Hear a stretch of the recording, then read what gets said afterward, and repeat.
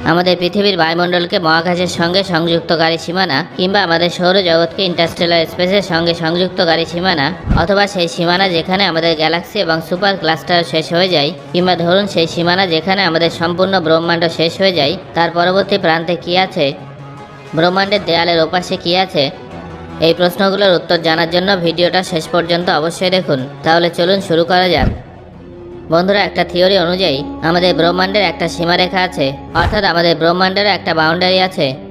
ধরুন একটা দেওয়াল আছে, তবে ব্রহ্মাণ্ডের সেই দেয়ালের ওপারে কি আছে সেটা আজকে আমরা জেনে নেব।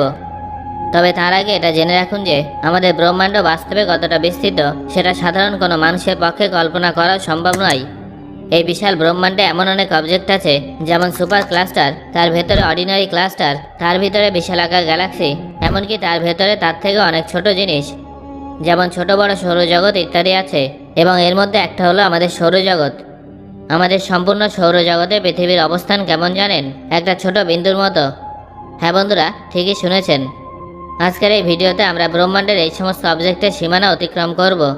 তবে তার জন্য আমাদের বিশাল বড় স্পেসশিপের প্রয়োজন হবে, যা আলোর বেগের থেকেও দ্রুত হবে। বন্ধুরা, আমরা যখনই পৃথিবীর সমুদ্র পৃষ্ঠ থেকে 100 কিলোমিটার উপরে পৌঁছাবো, আমাদের প্রথম সীমানা আসবে। পৃথিবীর এই সীমানায় কোনো ফ্লাইট কিংবা এরোপ্লেন উঠতে পারে না। সমস্ত প্যাসেঞ্জার প্লেন পৃথিবী পৃষ্ঠ থেকে প্রায় 10 থেকে 11 কিলোমিটার উচ্চতার মধ্যেই ফ্লাই করে। কিন্তু আমরা এখন 100 কিলোমিটার উপরে আছি, যেটা প্যাসেঞ্জার প্লেনের উচ্চতা থেকে 10 গুণ উপরে আছে। পৃথিবীর সমুদ্র তল থেকে 100 কিলোমিটার উপরে এই লাইনটাকে বলা হয় কারমান লাইন। এটা পৃথিবীর বায়ুমণ্ডলকে আউটার স্পেস থেকে বিচ্ছিন্ন রাখে। আমরা যখনই কারমান লাইন অতিক্রম করি, আমরা পৃথিবী পৃষ্ঠ থেকে আউটার স্পেসে পৌঁছে যাই। এবার আমরা এখান থেকে এগিয়ে আমাদের সম্পূর্ণ সৌরজগতের সীমানায় চলে যাব। বৃহস্পতি, শনি, ইউরেনাস এবং নেপচুনকে অতিক্রম করে আমরা দ্রুত গতিতে পৃথিবীর থেকে 100 অ্যাস্ট্রোনমিক্যাল ইউনিট দূরে পৌঁছে যাব। 1 অ্যাস্ট্রোনমিক্যাল ইউনিট মানে প্রায় 15 কোটি কিলোমিটারের সমান, যেটা সূর্য এবং পৃথিবীর মধ্যেকার দূরত্বের সমান। আমরা যখন 100 অ্যাস্ট্রোনমিক্যাল ইউনিট দূরে পৌঁছাবো, সেই দূরত্বটা পৃথিবী এবং সূর্যের মাঝের দূরত্বের তুলনায় 100 গুণ বেশি হবে। এই পয়েন্টটাকে আমাদের সৌরজগতের অন্তঃস্থলের সীমানা বলে মনে করা হয়, যাকে সৌরজগতের হেলিওস্ফিয়ার বলা হয়। আসলে এখানে পৌঁছাতে পৌঁছাতে সোলার উইন্ডের গতি অনেক কমে যায়। তারপর যে স্তরটা আছে তাকে হেলিওপাস বলা হয়। এই সীমানায় পৌঁছাতে পৌঁছাতে সোলার উইন্ড প্রায় শেষ হয়ে যায়। এই স্তরটা অতিক্রম করার পর আমাদের স্পেস ক্রাফট টলমল করতে শুরু করবে, কারণ এখানে অনেক ম্যাসিভ গ্যাস আছে। তবে এখান থেকে কয়েক অ্যাস্ট্রোনমিক্যাল ইউনিট এগিয়ে গেলে আমাদের স্পেস ক্রাফট অন্ধকারে চলে যাবে। এখানে পৌঁছানোর পর আমরা দুটো মানব নির্মিত অবজেক্ট দেখতে পাবো। সেগুলো হলো নাসার পাঠানো ভয়েজার 1 এবং ভয়েজার 2। বন্ধুরা, এবার আমরা ইন্টারস্টেলার স্পেসে পৌঁছে গেছি। আমরা আলোর গতিবেগের থেকেও দ্রুত গতিতে 2 লাখ অ্যাস্ট্রোনমিক্যাল ইউনিট দূরত্বে চলে এসেছি। স্বাভাবিকভাবে এখানে আপনাদের মনে হতেই পারে যে যেখানে আলোর গতিবেগ অর্জন করাই কোনো অবজেক্টের পক্ষে সম্ভব নয়, সেখানে আলোর থেকেও বেশি স্পিড কীভাবে অর্জন করা সম্ভব। মনে রাখবেন, এখানে কিন্তু পুরো বিষয়টাই কল্পনা করা হচ্ছে। এখানে আপনারা দেখবেন যে মহাকাশে প্রচুর পরিমাণে পাথর, বড় বড় শিলাখণ্ড এবং আইসি অবজেক্ট এদিক ওদিক ঘুরে বেড়াচ্ছে। এগুলো পাথর এবং শিলা দ্বারা তৈরি একটা বিশাল বড় মেঘ। এটা আমাদের সম্পূর্ণ সৌরজগৎকে ঘিরে রেখেছে। মহাকাশের এই মেঘকে ওট ক্লাউড বলা হয়। এই মেঘ সূর্য থেকে প্রায় 5000 অ্যাস্ট্রোনমিক্যাল ইউনিট দূরত্ব থেকে শুরু হয়ে যায়, যা প্রায় 1 লক্ষ অ্যাস্ট্রোনমিক্যাল ইউনিট পর্যন্ত ছড়িয়ে আছে। ওট ক্লাউডের মধ্যে প্রবেশ করতে ভয়েজার 1 স্পেস ক্রাফটের আরও 300 বছর সময় লাগবে, আর ভয়েজার 1কে ওট ক্লাউড থেকে বাইরে যেতে আরও 30,000 বছর সময় লাগবে। 1 লক্ষ অ্যাস্ট্রোনমিক্যাল ইউনিট অতিক্রম করার পরেও এটা একেবারে নয়, বরং ধীরে ধীরে হ্রাস পাবে।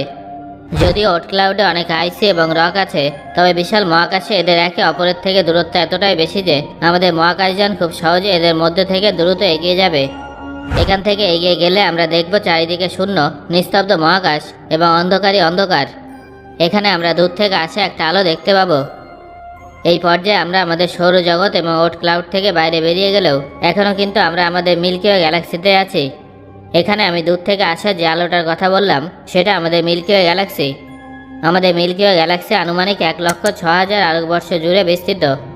আলো প্রতি সেকেন্ডে 3 লক্ষ কিলোমিটার স্পিডে সারা বছর ধরে চললে যতটা পথ এগিয়ে যায়, সেটা হলো 1 আলোকবর্ষ।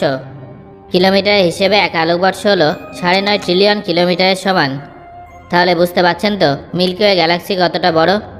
কিন্তু বন্ধুরা, আমাদের কাছে অত সময় নেই, তাই কল্পনা করুন যে আমরা আলোর স্পিডের থেকেও 1000 গুণ বেশি স্পিডে এগিয়ে যাওয়া কোনো মহাকাশ যানের মধ্যে বসে আছি। তাই আমরা কয়েক ঘন্টার মধ্যে মিল্কি ওয়ে গ্যালাক্সির প্রান্তে পৌঁছে যাব। মিল্কি ওয়ে গ্যালাক্সিকে পিছনে ফেলে এসে এখন আমরা ছোট ছোট লাইটযুক্ত দাগ দেখতে পাবো। আসলে এগুলোই হলো বিশালাকার গ্যালাক্সি। এর মধ্যে কিছু কিছু গ্যালাক্সি কিন্তু আমাদের মিল্কি ওয়ে গ্যালাক্সির থেকে অনেক বড়, তবে দূরত্ব অনেক বেশি হয়। এগুলো আমাদের কাছে ছোট বলেই মনে হয়। এখানে সব কিছু শূন্য বলে মনে হবে ঠিকই, তবে এই শূন্যতার মধ্যেও ডার্ক ম্যাটার, ডার্ক এনার্জি আছে, যা ব্রহ্মাণ্ডের এই গ্যালাক্সি এবং সমস্ত ম্যাটারকে যুক্ত করে রাখে। এখান থেকে এগিয়ে যাওয়ার পরে পিছনে ফিরে তাকালে আপনি দেখবেন যে গ্যালাক্সির একটা বিশাল বড় গ্রুপ তৈরি হয়েছে, যার মধ্যে আমাদের মিল্কি ওয়ে গ্যালাক্সিও আছে। গ্যালাক্সির এই বড় গ্রুপটাকে ক্লাস্টার বলে। এটা হলো সেই ক্লাস্টার যেখানে আমাদের পৃথিবী আছে। এর নাম হলো ল্যানিয়াকিয়া সুপার ক্লাস্টার। এই একটা সুপার ক্লাস্টারে 1 লক্ষের থেকেও বেশি ছোট বড় গ্যালাক্সি আছে। বন্ধুরা, এমনই অনেক সুপার ক্লাস্টার যুক্ত হয়ে আমাদের ব্রহ্মাণ্ড তৈরি হয়েছে। এটা হলো আমাদের অবজারভেবল ইউনিভার্স। আমাদের ব্রহ্মাণ্ড 93 বিলিয়ন আলোকবর্ষ জুড়ে বিস্তৃত। আগেকার সময়ে বিজ্ঞানীরা মনে করতেন যে আমাদের ব্রহ্মাণ্ড অসীম, কিন্তু ধীরে ধীরে বিভিন্ন গবেষণার মাধ্যমে বিজ্ঞানীরা ব্রহ্মাণ্ডকে দুটো ভাগ করেন। একটা হলো অবজারভেবল ইউনিভার্স, যেটা আমরা প্রত্যক্ষ করতে পারি, যার মধ্যে ম্যাটার আছে।